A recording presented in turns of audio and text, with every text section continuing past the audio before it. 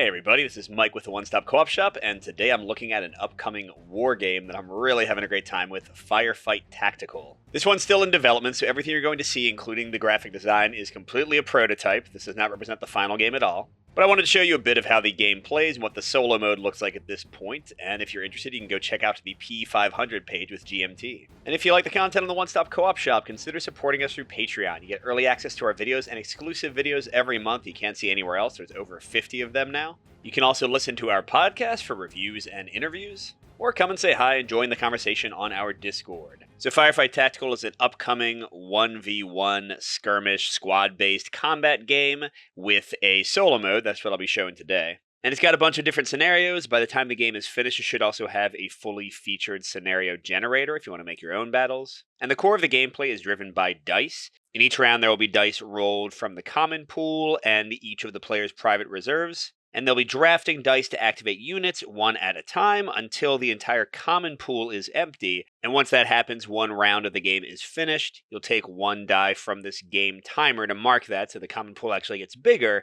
And when all the dice run out, usually the defender wins, unless the attacker has achieved whatever their objective is before that happens. And the locations in the game are represented by these terrain cards here. Some of them will be concealed at first, some of them will be revealed. And you've got these large tiles for the units. Again, none of this is the final graphic design. It's not even the beginning graphic design. I think they just grabbed some random pictures on the internet and stuff. So don't look at this as representative of the game. Oh, and also I should note really quickly for those who've never ordered something on the P500, that's GMT's sort of combination of a crowdfunding and a pre-order service. They wait until at least 500 people have ordered the game before they begin final production on it. But the big thing about them that's really cool is you don't get charged until the game is actually about to ship. So it's has none of the risk kind of inherent in a lot of the other crowdfunding platforms if you are wary of using those. But anyway, back to the game. You've got these units, and the Americans that are being controlled by the AI here, they start off the board, so they'll be entering the locations. And they all start out concealed, but the general gist of the units, this is just an infantry scenario, by the way. You have armor, tanks and such, and artillery and other ones. They've got a morale trait, which is going to be used for basically defending against attacks and trying to rally. They've got their firepower, they've got movement. For a concealed unit, this isn't very interesting. Here, let me grab an extra one. Here we go. Here's a German fire squad. So they've got a 7 morale. Higher is better. It means they're harder to take down. 9 firepower with 4 max range. That's what this means here. A 2 movement value, which is going to be checking against the cost of the terrain they're moving into. So roads are a half here for foot-based. And if we were playing with tanks and stuff, that would also be half. And then most important, I mentioned the dice drafting. When you take a die from the common pool or your reserve, you're going to put it on a unit and activate it based on the die. So when it's non-colored like this, it could be any color, white or something else. If it's specifically red, then it has to be a red die. And some things have to be a specific color and number, like suppress here has to be a 3 or a 4, and a blue or a red. Now, the AI is going to be able to use dice no matter what. That's kind of their main advantage in the solo mode, whereas the human player has to actually have the correct dice. And some of the main actions are firing and moving. I'm going to be the defender in this one, so I'll probably just be sitting there and taking pot shots at these soldiers quite a bit. But you'll see the AI for the Americans doing quite a bit more. And here's my defensive position, a few cards above what you just saw. I'm guarding a house here and another house over there. If the Americans can get to and hold even for 1 second either of those houses, then they win. So those are the objective spaces in this particular scenario. I've also got a orchard over here with a bit of defense, and then a road. All my people are concealed, and they gave me 2 decoy squads. I've sort of canted them off so you can see which one is which. So I put both decoy squads in the orchard. I want to have my best people in the real locations, although I could have set up differently. And I do have 1 leader here, Sergeant Weber.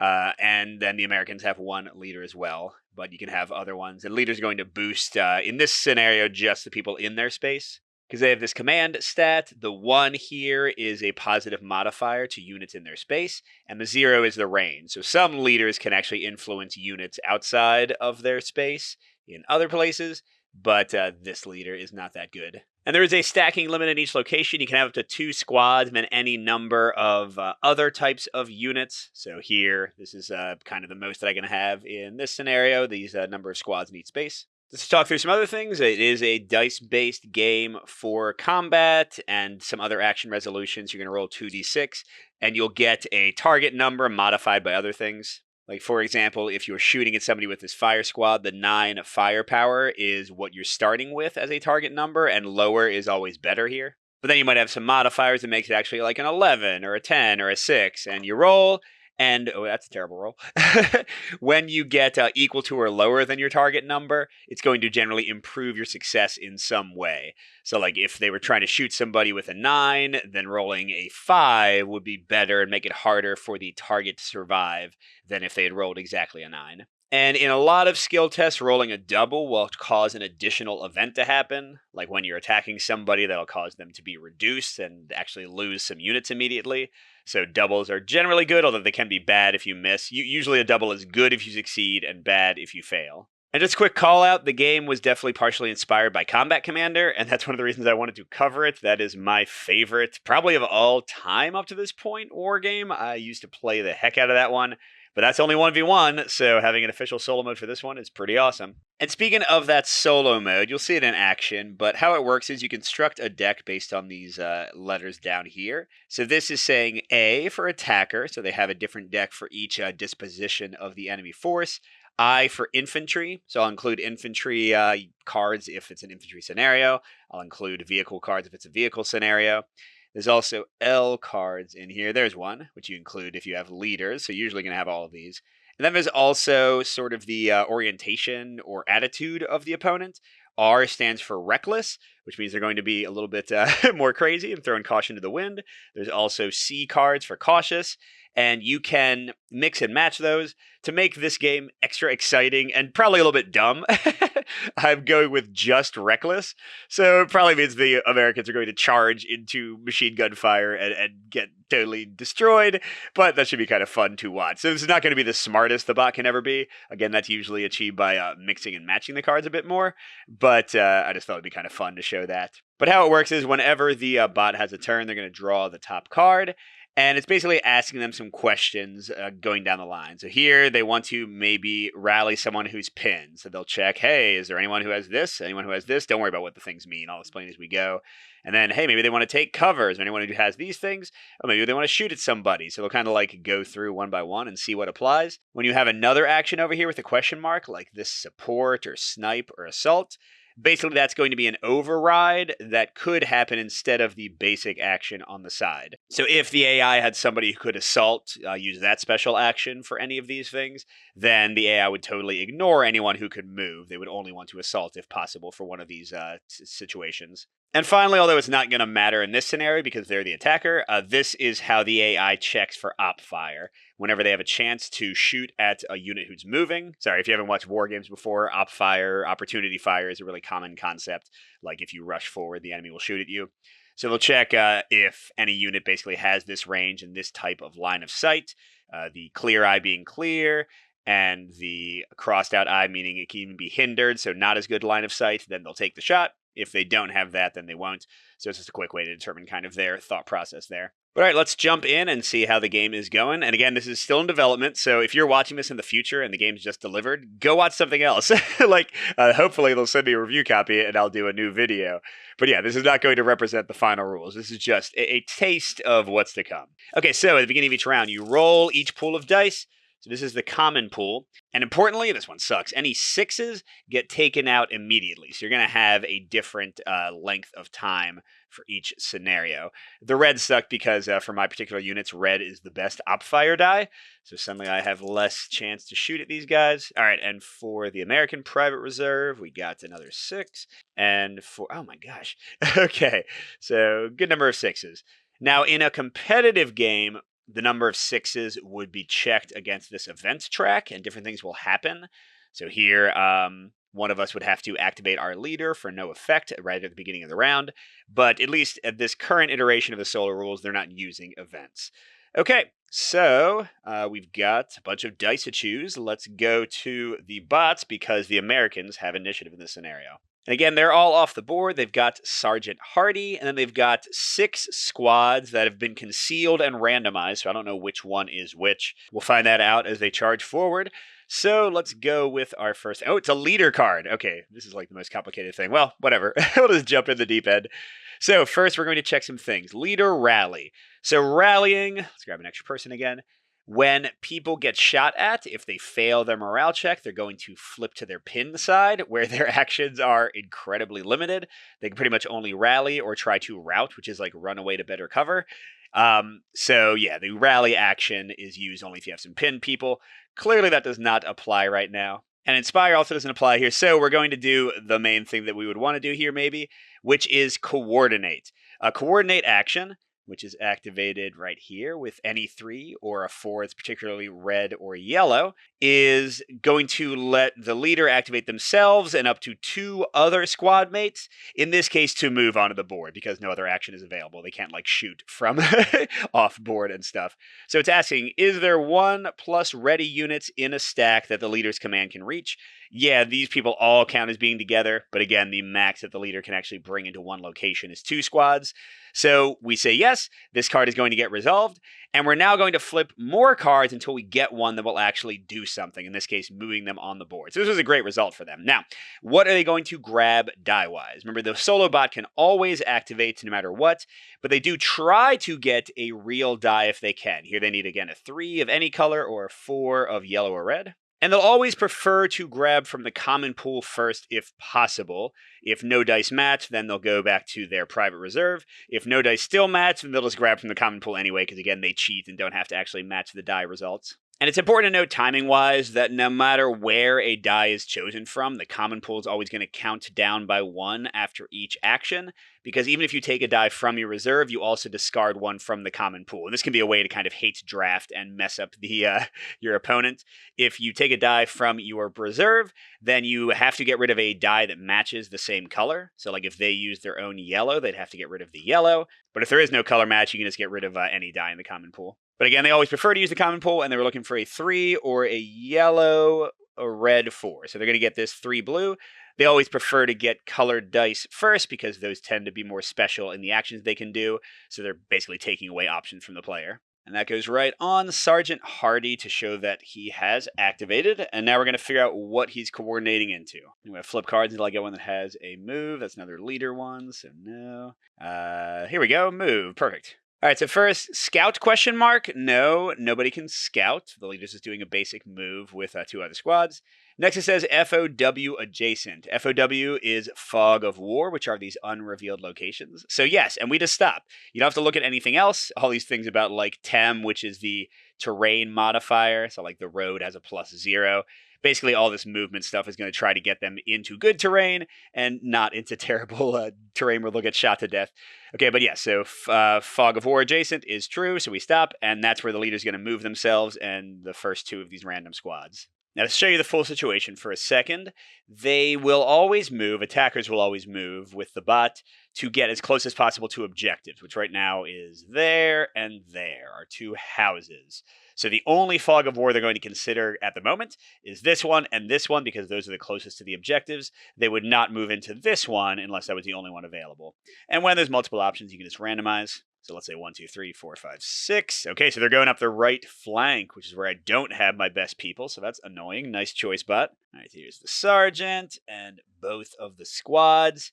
And a nasty thing is that coordinating does not put a die on the other units, so these people could still rush forward even more. So that's the end of the action, by the way. Whenever somebody moves into Fog of War, first of all, it costs any amount of movement, but it does end your movement. So even if you had like a half movement left from moving into a road, you could still go into Fog of War. And if concealed units move into terrain, then you don't flip it, so you don't know what it is yet. But if you shoot at them, you'll find out what the terrain is, and also if a non-concealed unit moves in. Now, the bot always has their leaders not concealed. I don't think the leader flips. I forgot to ask about this. I don't think the leader flips the terrain card for moving in. So I think they are going to be in concealed terrain for now. Now, I have a big question to ask myself. Do I want to op fire? I think I do. One of the 2 squad types I've got in the house up here is a sentry squad. These are the best the Germans have at op firing. If they have a red die, they can op fire with a -3. Remember, lower die rolls are better, so a -3 modifier is awesome. Or they could just op fire with a 1 or a 2 for a -1 modifier. The problem is I only have a single red in the dice pool. But how many chances am I going to get to shoot at 3 units all at once? Probably not too many. So let's take it. I do have to reveal them, get rid of the concealment, which you can do at any time to actually take an action. And then I'm taking a red from my private reserve to op fire. It's any red to do that. And then because I took from my private reserve, I have to get rid of one here. There are no reds here, so I can get rid of anything. Ones and twos tend to be what allow me to shoot, but I also might want to have the flexibility. Let's get rid of this one. All right, so this is our first fire check. Let's see what the terrain is. Oh, beautiful. It's a stream. That is bad for them. Look, it's a -1 modifier to their cover. That's not what they wanted to see when they ran in here. I should note, by the way, that with a human player, they would be able to recon, look at for free all of these first terrain things. So they probably wouldn't have chosen to go to the stream when, I don't know, there might be like a forest here that would give them more cover, but who knows. I similarly know what these ones are. Fields, that's great. You want terrible terrain right in front of the houses. And a wall, that's okay. And another field is good. So they have pretty rough terrain, like no forests or houses right in front of us to help them. Although you can do what's called a lateral move and search for better terrain in a location. Basically, like it's supposed to be a larger area. And while you know there's a wall there, maybe if you search around, you can find something else. That's why you have like this extra location deck. We're not going to worry about that right now, though, because we are shooting, and let's show you how this works. So, first, we have the Sentry Squad. 8 firepower, 4 range. So, range, 1, 2, 3, we're totally fine there. There is some terrain that will block line of sight, but until terrain cards are flipped, they're just considered hindering terrain with a hindrance value of 1, which means each one is going to make it 1 harder to hit. So if later this turns out to be like a forest and we couldn't have had line of sight, whatever. That's just how the game goes.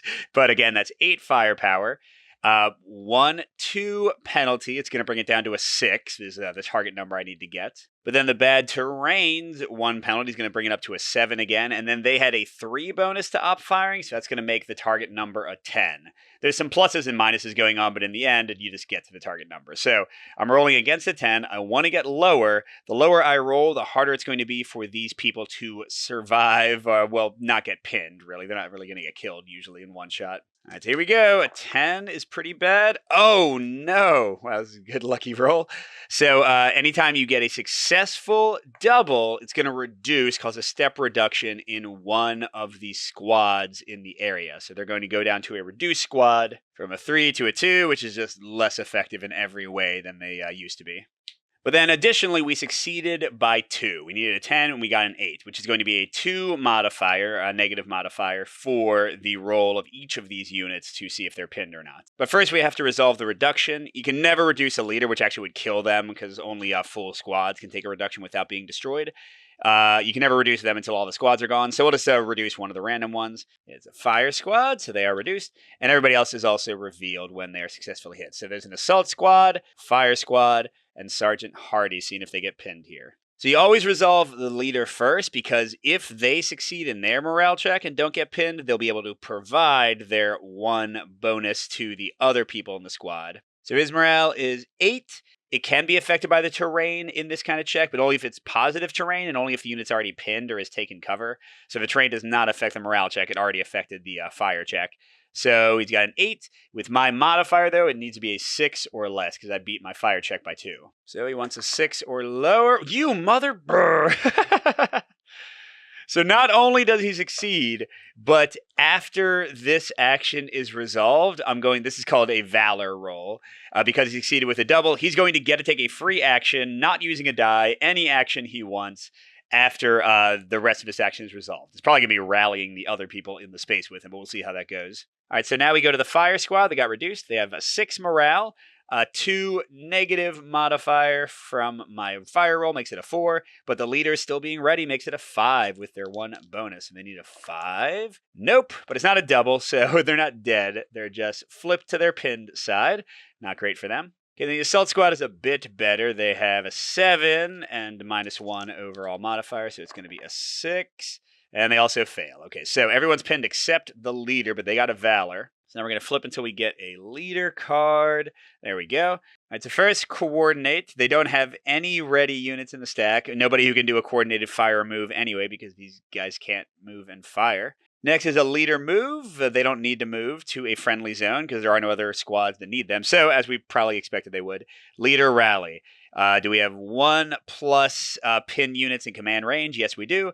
So again, they don't have to place a die. They just get to roll for a rally. Hey, so we're seeing both types of things right away. Here's how a rally works. It's pretty much the same as the defense roll you just saw. They're still rolling against their morale, which is 6 in this case. But the +1 helps them out.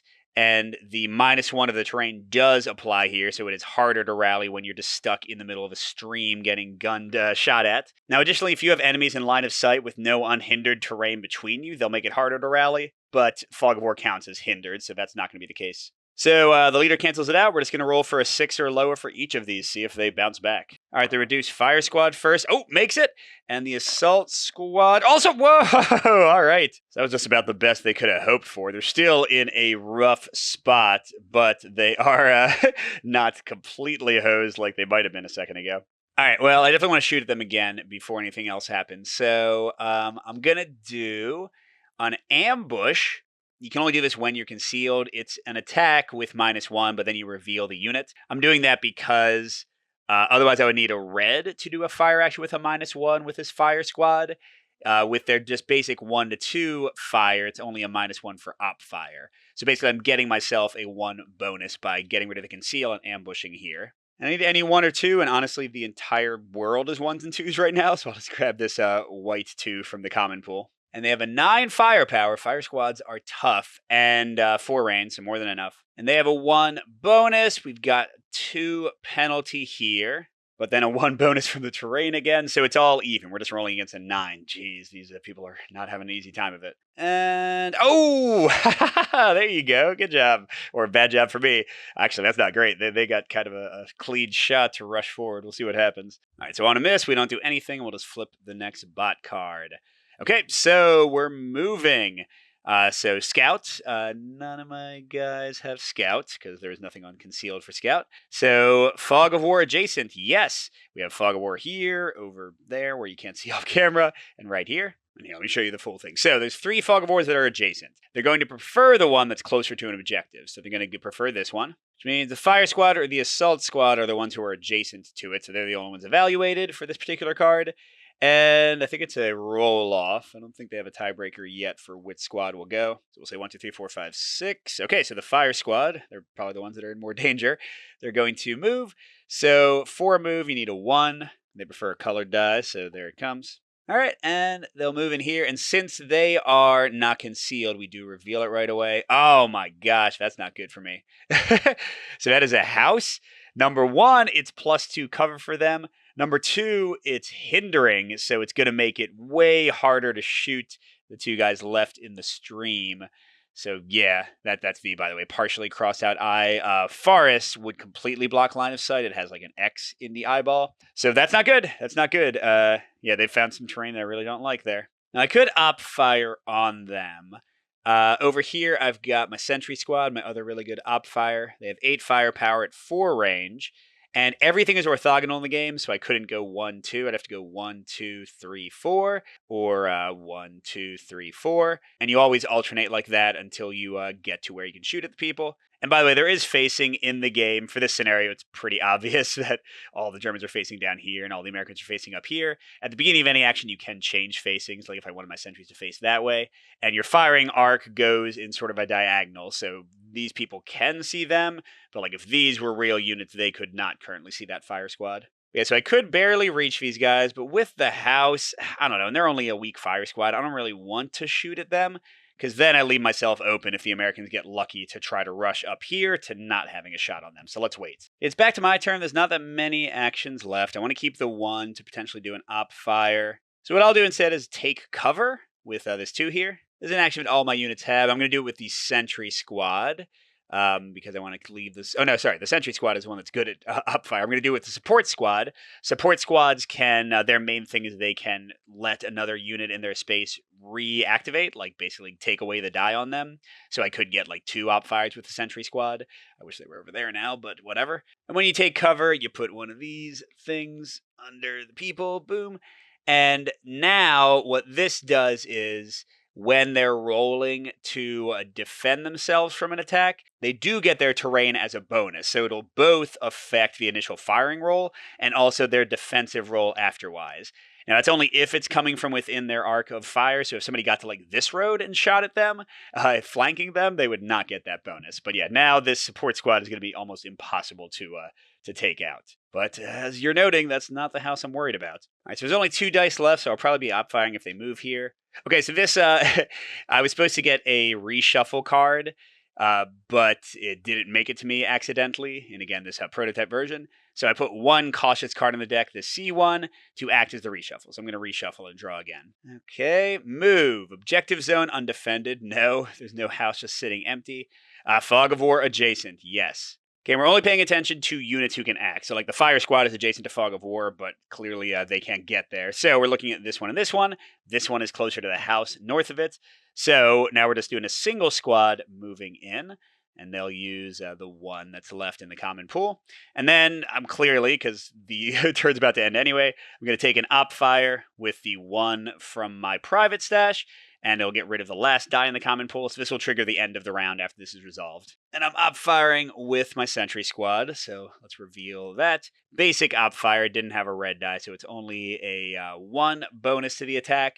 But because there's a leader there, it's going to be another 1 bonus. So they basically got a 2 modifier to their 8 firepower, so we can kind of consider it to be 10. But then we're losing 2 because of the 2 hindering terrains, so that'll be 8 again. And then they're in an orchard, so it's going to be a 7. So this is a definitely tougher shot to make here. All right, 7. Nope, they are fine. Which means in this case, we do not reveal who they are. They stay concealed. And that is the end of the round. So all the dice come back, and you always put them back with the correct number indicated. So I'm going to get my red die back, for example. And then I love this. You take 1 off of the game timer. It goes in the common pool. So rounds will last a little bit longer and get a bit more epic as the game goes on. And also, it's really easy to see which round you're in. Okay. We got the red this time. I'm going to try to use that for an attack as quickly as I can before they get rid of it. And no, my private red went away. That's bad luck when they're so close to me. And they got all of theirs. All right. So Americans will, at least by the current rule set, always have the initiative. I know that the designer's playing with a way to maybe steal the initiative. So let's see what they do. They have made some progress. They probably want to get these people out of there. So hopefully they don't. Why? I was just about to say, hopefully they don't get a coordinate action. But they did. So darn it. They're going to go into the house before I get a chance to shoot them. Well, I guess the house is in the way anyway, so whatever. Okay, so nobody needs to rally. They can't inspire anybody. Yeah, inspire is kind of like what the support squad does. I think it lets you activate a unit again. Nobody's already been used yet, so it doesn't apply. So they're going to coordinate if they have at least 1 ready unit in the stack. They do. It's the assault squad. So what are they going to do together? Flip the next one, and it's they do have assault. The assault squad does, which is basically moving and shooting in 1 action. But for coordinate, it has to be a basic move or fire action. So objective zone undefended, no. A fog of war adjacent, no. Safe path to a zone with terrain modifier greater than or equal to +2. Yep, they can get to the house. Safe path just means that they have at least some hindering terrain in the way. So that's exactly what they're going to do. He's going to coordinate to just move them all into the house. They're not going to make any more progress than that yet. So what do they need for coordinate? A 4, red, yellow, or any 3? Oh my god, you bastard. I kind of love it when the bot sort of accidentally does the smart things, but I also hate it. Remember, this red could have been used for my sentry squad, my best op fire people, but now I can't. So coordinating and boop, boop. Hello. Friends are back together again. And they are way closer than I want them to be. Oh my gosh.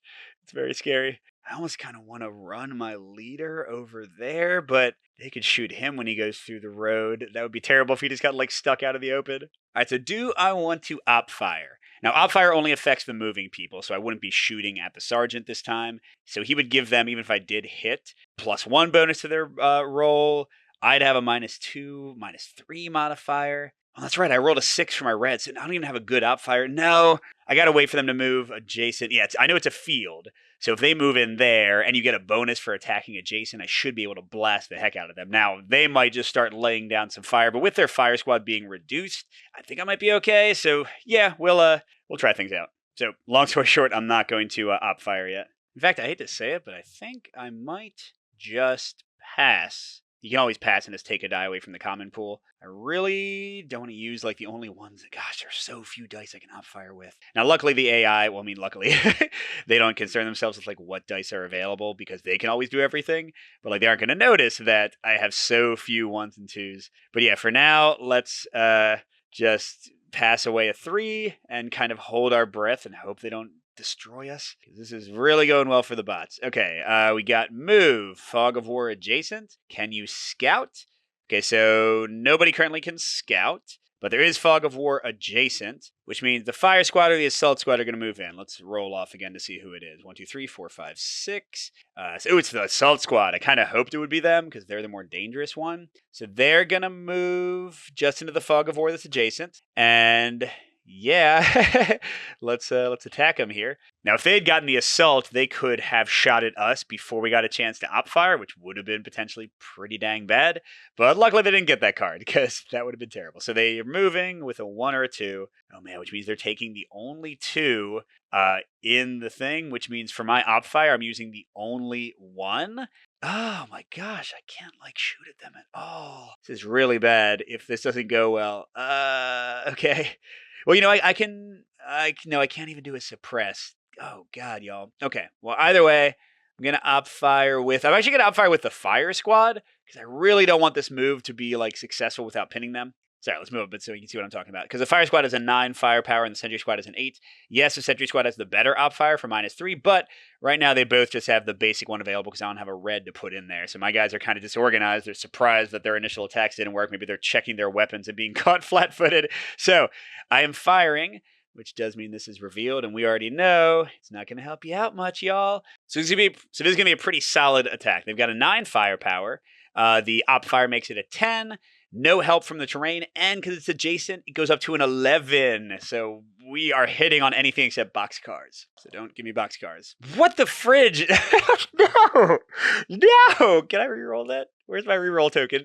Okay, whatever. It's fine. It's fine. They still might fail the morale check, because, I mean, they're still in a bad place. So they got a 7, and they don't have their leader to help them out. But it's just a straight up, so they have a slightly better chance of succeeding than not. I really want them to roll over a 7. In fact, what the heck? Roll over a 7 with doubles and, like, reduce yourself. Yes! Okay, they got to save 11. I did take that. So that's going to slow them down quite a bit. They are now pinned, and they're in a terrible terrain position with my guys right there looking at them, being next to me. All of that is going to be a negative modifier.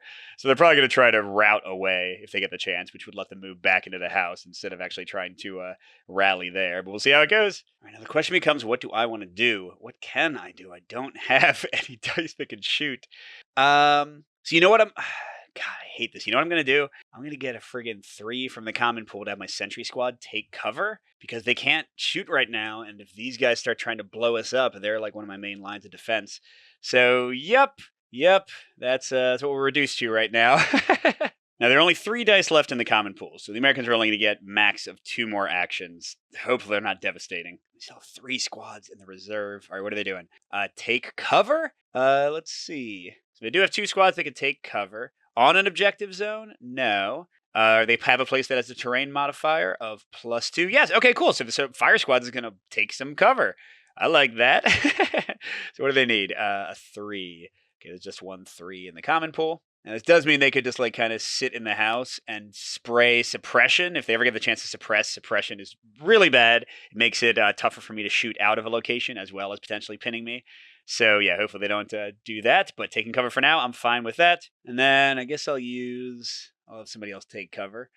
My sentry squad doesn't have cover yet. So it's any 3. I guess I'll use this white 3, and then I'll get rid of one of these from the common pool. This is this sentry squad up here. So almost everyone's in cover. I just need to actually stop the enemy. Okay, and last action of the turn. We do have a pinned unit, but they're already activated, so they can't use that. Fire?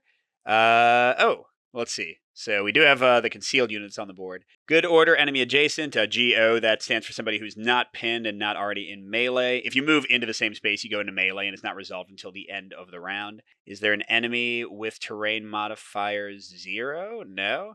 Is there a good order enemy within one of the objective? Yes. Okay, so I think they're going to try to fire with his concealed guy at them. So when they're concealed, we just check if they actually have range, and they do. It's an assault squad. So they'll be ambushing with a -1 since they can. So that'll be the last die, and that'll reveal them. So they are attacking me. Not great odds, but they're going to try it anyway. So it was a -1 from the ambush. So they're starting with a 9. Then it's going to an 8. It's going to a 7. The house is 2, so it's going to a 5. Oh, and we got the cover. This is a dumb attack. But whatever, they need a 5 to hit. The dice can always make silly things seem smart, but nope, not this time. Okay, so nothing happens. That was just the wasted final action. All right, so where do things stand at the end of round 2? Half their force is still off the board. The only person who got really close is currently pinned, but they are very close to the objective, and they have a fire squad in cover, ready to lay down some pain if they try. All right, let's hope to God that some reds stay in the pool this time. Okay, I like a lot of 6s because fewer activations tends to favor the defender since the attacker has less time. So keeping the reds, but getting... Okay, awesome. So we didn't lose any reds this time. And whoa! Okay, I mean, they don't really care as much about their private reserve as a real player would. Mainly this is what matters. But yeah, we lost a good number of dice. I'm happy with that. And let's see what they're getting. Pinned? Yes. Okay, so the first one's asking if they have a positive morale penalty. Nope, that assault squad is in terrible position, so they will not try to rally. Enemy not within 2. Nope. Is their morale roll modifier +2 or worse? And yes, it absolutely is, because they're getting a negative for being adjacent to them. They're getting a negative for being in line of sight of them. So they're going to try to rout. I thought they might. Surrounding moves you 1 space. I don't think you can outfire someone who's routing, and you have to end up in a place with terrain. There's a few other rules, but basically they can just route back to the house. So they want a 1 or 2 red or yellow. And good, they didn't grab my red. They're getting this 2 blue. Oh, wait, I'm sorry. Route is a 2 red or yellow. So actually, none of the dice match, because there are no 1s, and the only 2s are not red or yellow. Okay, so when they don't have any die that matches, they just take the common die that's colored and the lowest value for the attacker. So it's getting me this 2 that I grabbed anyway. Make it over here where they might actually be able to to rally. All right, and with them doing that, I'm probably just going to pass. Gosh, I have no 1s and 2s, so literally my only firing options are those 2 reds. I really hope, I mean, they're going to grab that red. Should I just use it now before they do? There's such a high chance that, well, I want to take a chance they don't use it. Okay, so I'll just pass with this white 5 and see what happens. Oh, fire. Enemy stacked? Yes. So we stop checking there. And either of these guys could shoot, but they prefer the one that's closer. So yeah, this is pretty good. They're going to be doing a fire attack. They didn't have a suppress option on there, did they? No, artillery. So they're not doing suppression. Regular fire needs a 4 or 5, blue or red. Darn it, which doesn't exist. So they are stealing my red butts. So there's a fire with a -1 for the fire squad, although they only have a 7 firepower, so that's not too bad. And the leader's going to make it, so basically it's a 9 right now. No help from that terrain. The house makes it a 7. And then the sentry squad will have an even easier time surviving. But okay, 7. So they'll probably hit, but I doubt that I'll have a hard time surviving. You pieces... God, no! Okay, it's a good roll, first of all. It's going to be a 3 modifier, but I also have to reduce a squad. That's because of the double. Fire squad. Because the sentry squad is in cover. I want them to be still around. Oh my gosh. All right, so it's a 3 modifier. So the fire squad is just a 7 straight up, so they need a 4. That is bad. Come on, you can do it, fire squad. You can do it. Nope. Okay, they are flipped. And then, but the sentry squad, they are in cover, and the people are coming from their firing arc. So they're going to have the +2. So it becomes 7 minus, what was it, 3? So it's a 6 for them. That is still not very good. Oh my gosh. Okay, phew. Okay, good. Because that would have been a disaster if they could just rush forward. Oh man, and their leader could still coordinate them into a melee? Is that right? No, because these guys only have 2 move. I think, yeah, when you do a coordinate, you use the lowest movement value. So they would not have enough movement, 1 and then 2 to get into the house. Okay, so, gosh. But this is bad, y'all. This is really bad. All right, do I have anything that can rally? Gosh darn it, do I really not? I need a 1 or a 2 blue-yellow, which they already use. You're taking all my good stuff. Ugh. Okay, I can't use the red for anything because I got to save that for op fire in case they rush forward. If they get into melee, I could just die. So let's get rid of the 5, pass, and just pray. Don't do it. Oh gosh, it's a leader. Coordinate. Yeah, they're coordinating. Oh my gosh, what are they going to do? I mean, man, if they rush forward, I could just gun them all down in the field. That might be the best result possible. Or they're firing. They're doing a coordinated fire. This is This is actually okay. This is okay, because I forgot the assault squad is not ready to help out. So it's really just going to be the fire squad attacking again. So that's not the worst thing in the world. Okay. So yeah, they are doing a coordinated fire from the leader. Coordinated needs a 3, so they got that from the common pool. So usually what you would do with a coordinated attack is you would pick one main shooter, which is the firing squad, and then everybody else would just give a 1 bonus for each other person able to shoot. But here it's just a 7 shot with the leader helping them. So it's just going to be and it's their basic fire action. You don't do the like special one with a bonus. So it's just an 8, and then it's the same 2 modifier for the building, so a 6. Now the rough part is if this guy loses their check again, their morale check, if the people hit and they fail the check, then they have to route, and they can't route. There's nowhere with better you have to route away from the enemy, and you have to go into places that don't have line of sight to the enemy or that have at least a +1 modifier. So he would just die, and we'd be left with just a sentry squad in there if this fire attack hits. But it's a 6, worse odds than last time, so I don't think you... Stop it. This is supposed to be a hard scenario for the Americans to win. This is supposed to favor the Germans quite a bit.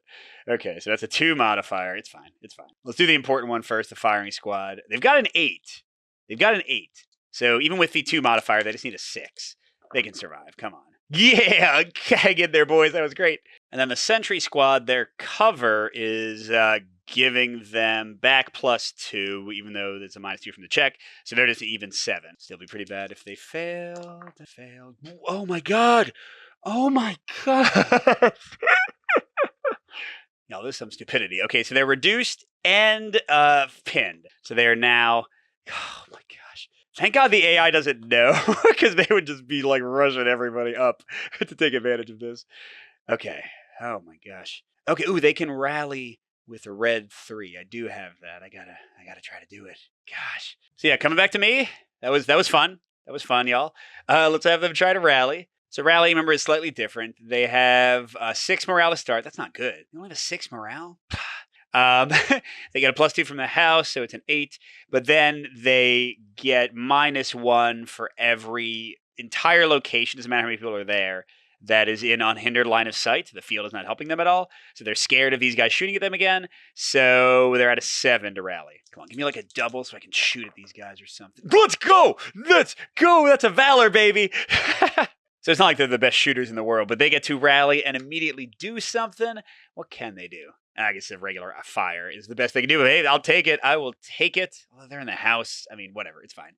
So I'm attacking with a 7 firepower. And then the only modifier is terrain, so it'll be a 5. Come on now. Come on now. Nope. Nope. Darn it. All right. Well, that's still cool. I mean, we still rallied. That's good. That's good. I like that. Okay, 2 dice left. The leader card, and the only leader is not ready, so we're gonna flip again. Wait a second. Did I flip the reshuffle card? Oh, I did flip the reshuffle card. Okay, so let's reshuffle and try this again. All right. So let's see. Take cover. That doesn't apply to anybody. The only guy on the board has a +1 tem. Here we go. Move. So fog, melee or lone pinned enemy. Well, first of all, advancing. So all the concealed people have the advance action. Advancing is a single move with no op fire allowed. Not that I could op fire anyway.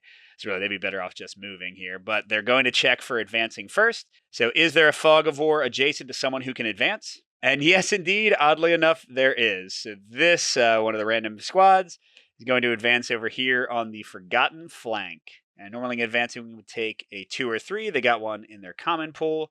1 die from the common reserve. And all I got left is a 5. Can I do anything with a 5? Not really, so I'm just going to pass. All right, so they brought in their attack quite a bunch. They've gotten one of my houses really hurt, but they've slowed down some as well on this flank. They still haven't brought in people. They haven't really made any progress on the west. Let's go into round 4. By the way, in round 5, I get into my happy place because I get another red die. Ooh, this is not necessarily good for me. Okay, well, it's kind of a mix. There's a ton of 1s and 2s, so I can shoot a lot, and the red stayed. But there's also a ton of dice. Only 1 came out, so it's going to be a long round is what I'm worried about. Okay, I kept my red, and I got a blue 1. Okay, this is great. I have a lot of stuff I can do to respond to this potentially, again, very long round. All right, bud, I'm really not sure what they're going to do. Well, they're going to reshuffle first. And then, okay, pinned. So they're probably just going to rally the assault squad. Let's see. Okay. Do they have a morale modifier? Yeah, they have a great morale modifier, so they're going to rally, which is a 3-4 red blue. There's a 4 blue, so that'll be it. And they normally get a 6, but they've got the leader making it a 7. They've got the terrain making it a 9. But just like my guy had, they do have the -1 modifier from being able to see them. So it'll be an 8. And yep, they got it, but they didn't get a Valor to do something else. That's good. And that's their only full squad right up in my endangered spot, so that's good. All right, I'm going to copy them a bit and try to rally my fire squad. They're an 8. Wow, they're really easy to rally. 8 plus 2 is 10, -1 for being able to see the guys, so 9. And oh, we got a Valor, we got a Valor. We're going to shoot at you and also probably miss. Although they're better. So this is a shot, 8 firepower, 6 because of the house they're in. Did I mention I hate that house they're in? What did I say? 6? Okay, that's not enough. So I missed. Darn. Okay, now with nobody pinned, let's see what they're doing. Fire. Enemies stacked? Yes. Okay, so it looks like the fire squad is going to shoot, I guess. They want the closer one. Oh, man. What if they reduce me again and just kill one of those squads? So, fire squad, 7 firepower. Thank God they're reduced. Or they'd really be doing this to me. 7 firepower. So it's going to be an 8 with the leader and a 6 with the terrain. Oh, wait, no. That's right. This is not a coordinate, so they can use their better fire. So it's actually going to be a 7 with everything. Oh, man, the only thing that nothing matches. They're definitely going to prefer to take my red 1. You're supposed to, like, do the worst thing for you can when there's tied odds and no easy tiebreaker. All right, so what I say, a 7, 6. Okay, that's fine. It's only a 1 modifier. I think we'll be fine. All right, to fire squad first. I wish they were in cover. So they're a 7. -1 is 6. They do not succeed. They just got rallied, y'all. Leave them alone. Okay, but now we really don't want the sentry squad. They should be okay. They have an 8 with the cover and a -1 from the attack. No, God, no. God, please, no. Okay, shoot. What do I do? Well, I'm not in that much danger. Because, like, this guy could coordinate move them. But again, they don't have enough movement to get in. Well, would he leave the fire squad behind and just move up with the 3? Oh, he would if the target was objective. Yeah, this could be bad. If they rush in, I don't have line of sight to here. That's the problem. You can turn somebody, like I could have this sentry squad turn to face that way. They wouldn't be helping to defend down here anymore. I could do that, but you can only turn, I think, at the beginning of an action, and you can't turn at the beginning of op fire, so they would need to already be facing there. What can I do? Maybe I do. I think I'm going to try. It could be bad, y'all. I think I'm going to try to run the leader over there, and if he survives the op fire here and gets to here, well, then he can't even rally them this turn. And yeah, shoot. If this was the fire squad, I could at least like try to suppress them. But it's not. It's a support squad. I don't know. Maybe it's dumb. But I'm going to try to run the sergeant over there and to see what happens. So he's going to move. He'll move here. Let's check if they op fire. Oh, no, I think that's right. They can actually technically op fire here. So maybe they'll op fire. Well, yeah, you know what? I'm worrying too much because they can't even op fire. The leader can't like coordinate them to op fire. So I do flip to see if this guy shoots me before I leave the space because your original like place of movement is technically. Oh, I think he does. Yeah, it's within 3 range and it's hindered terrain. So yeah, he does it. Okay. All right. So once a 4 and a 5, there aren't any. So he's going to grab the lowest colored die he can. Okay, this is actually probably good for me that he's doing this. So it's a -1 bonus, but then a billion penalties. Yeah, 1, 2, 3, 4. So it's a 3 penalty. His firepower is 8, so he needs a 5 to hit. I don't think he's going to be that lucky. Nope. Okay, and then yeah, nobody else can make it. So woo, we slide in here. How you doing, Sarge? We need a little help.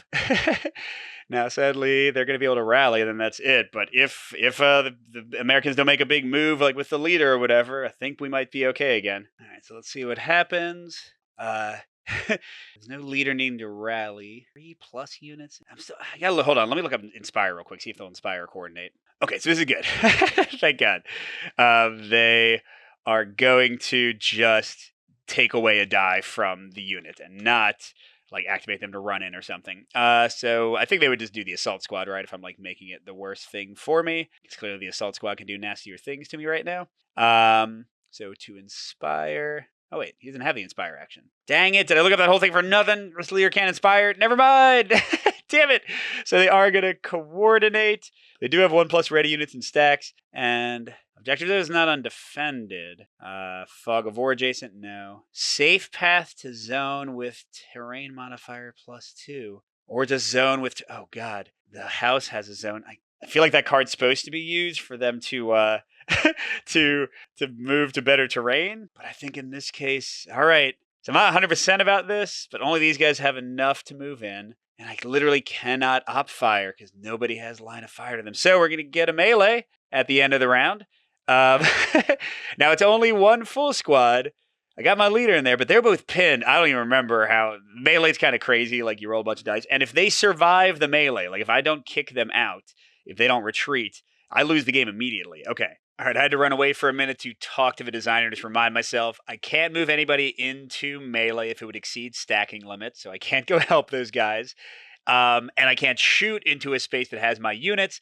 So basically, this zone is dead until the end of the round. Then we're going to roll for melee, and I'll tell you for free, I just reviewed the melee rules. I don't have a great shot here, which you would imagine, right? With a leader and an assault squad going into a place that is completely pinned down. Yeah.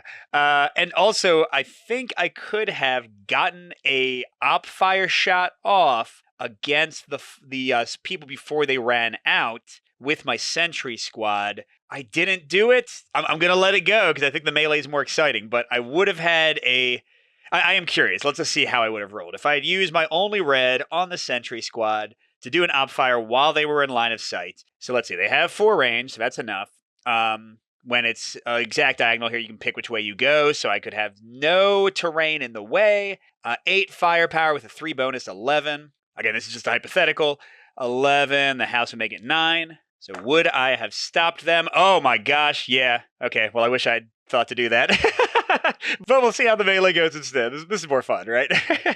So Lord above, what do I even do without? I don't really know. I think I'll just pass and leave the 1s and 2s in there for me to shoot at people with. And the Americans are stuck activating these guys. Fire on a stacked enemy. Okay, so I need to check if this guy can shoot at my concealed decoy squads. And it's a recon squad with 7 range, so yes, they can. Oh, and I guess their terrain is immediately revealed. Oh, they're in a stream. That's not great for them. So the decoy squad is in a orchard with +1. And they aren't revealed as decoys unless they have to actually make a morale check, and then the concealed goes away and they disappear. So we got a 3 modifier. Oh, I got to grab... oh, they fire on a 4 or 5. That's cool. Nothing matches, so they'll grab this 1 yellow. All right, so no modifiers for them. So it's a 7, 1, 2, 3, a 4. But if they get the 4, they'll know that I'm lying. Nope, they miss, so they don't know that they're decoys. All right, and I'm going to pass again, and then if they move or something, I'm going to op fire to end the round. And we'll see how the melee goes. What do we got? Move. Fog of War adjacent. No, not for anybody who can move. Fog of War zone, and their source is a terrain with 0 or worse. Yes, because being off the board counts as being in terrain of 0 or worse. So they're going to try to go to this Fog of War, since that's... actually closer to an objective. So I don't want to shoot them when they're here. I'll shoot them when they get here. With my sentry squad op fire. Let's roll a double 1 again, right? Let's get the snake eyes that they just got. All right, so they needed to move, and then I'm throwing away the last die. So we'll end the round and we'll go into melee. But let's have one more hurrah of glory before I probably lose the game. So this is, let's see where they are, since they're getting shot at. Field. They got no cover. This is a bad way to go. So they get a +1 from that. Nothing else. The sentry squad is 8 firepower. Their bonus, because they're using the red, is 3 with op fire. So it's an 11. A 10 with that 1 hindrance. Blast these fools. 6. Okay. And 4 modifiers are the worst that you can do. So a 5, 4, 3, 2 would not have modified their attack any differently. Or sorry, their check. Okay, so that's the other recon squad. And they got an 8. And there's no other modifiers except for my 4 from the fire roll. So they need a 4 or less. Nope. So they are pinned. And that'll be it. Let's get to the melee. All right, so melee is fun. It's a roll-off kind of where you pair up dice and take reductions for each die that you win. So first, let's say how you get dice. You count literally the number of dudes pictured. So for the US, it is 4. We'll give them the blue.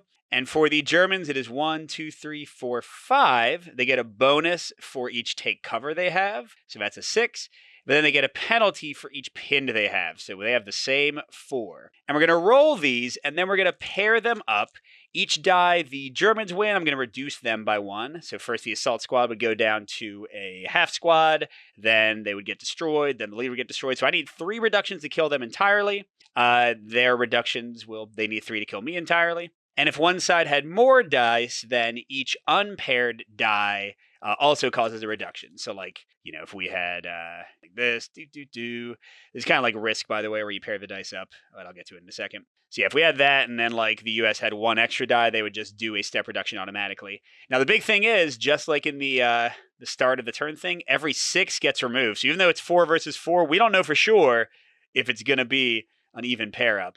So this is going to be kind of crazy. This is for all the marbles. If I don't get 3 step reductions and completely wipe them out, they hang around until the next round when we'll do melee again. So these units are just kind of like bogged down for a while, fighting and fighting.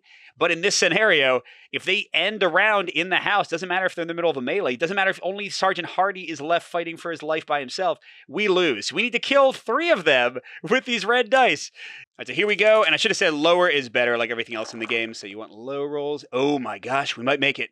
We might make it, y'all. Let's see. So a ton of 6 is gone. And then, oh wait, no, they're the blue. This is bad. Okay. So that pairs up. Nobody dies there. That pairs, and you do a ascending order. So the 2 goes with the 4, which is a step reduction for me. Bye-bye one of my squads. The 2 by itself doesn't pair with anybody. Bye-bye my other squad. And they are still in the house. That's the end of the game. That's the end of the game. Okay, this is not a scenario the Americans should have necessarily won, but I was playing on just the risky cards, so they're kind of doing crazy stuff. And I'm sure I played some things wrong, and again, the rules will change, but they made it. They made it happen. The German line collapses completely. They just run away, and that is all she wrote. So let's talk about Firefight Tactical, the core gameplay first. Again, I'm a big fan of Combat Commander, and if you haven't played that game before, it is a war game that has a ton of strategy, a ton of tactics. It's heavily inspired by the squad leader system, which I'm not as familiar with. But it also believes strongly in the chaos of war and crazy things happening, like events and weird things. And this game, I think, fully leans into that. The dice for the actions, the random terrain, the random dice being available to you, the die rolls for attacks and defense.